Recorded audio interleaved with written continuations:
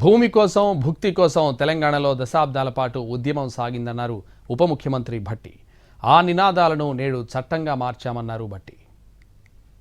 తరాలుగా అడవుల్లో మగ్గిపోతూ అడవిలో ఉన్నటువంటి భూమి వారిదైనప్పటికి కూడా దానిపైన ఎటువంటి హక్కులు లేకుండా అడవిలోంచి వచ్చే సంపదని వాళ్ళు పొందలేకుండా మదన పడుతూ వాటిని అందుకోవటం కోసం వారి శ్రమని రక్తాన్ని అన్నిటినీ స్వేదంగా మార్చి పోరాటం చేస్తే కూడా దక్కలేదు వాళ్ళకి.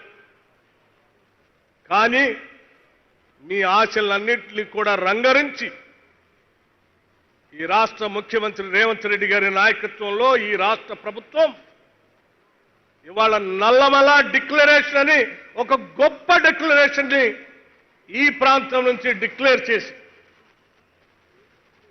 ఈ రాష్ట్రంలో ఉన్నటువంటి యావత్ గిరిజన కుటుంబాలు అందరికీ కేవలం నల్లమలలోనే కాదు, నల్లమలతో పాటు ఈ రాష్ట్రంలో ఉన్నటువంటి సమస్త అటవీ ప్రాంతాల్లో ఉన్నటువంటి గిరిజన కుటుంబాలు అందరికీ చెందేటట్టుగా ఇవాళ ముఖ్యమంత్రి గారి చేతుల మీదుగా వారు ఈ నల్లమల డిక్లరేషన్ ని ప్రకటించారు. పంట పండించుకోవటానికి పోతే ఫారెస్ట్ వాళ్ళు పోలీసు వాళ్ళు వచ్చి పంట పండించుకోనికుండా చెట్టు కట్టేసి కొట్టిన దృష్టాంతాల్ని మనం గత ప్రభుత్వ హయాంలో చూశాం. వీటన్నింటిని దృష్టిలో పెట్టుకొని కరెంటు సమస్య లేకుండా సోలార్ పవర్ ఇవ్వాలని,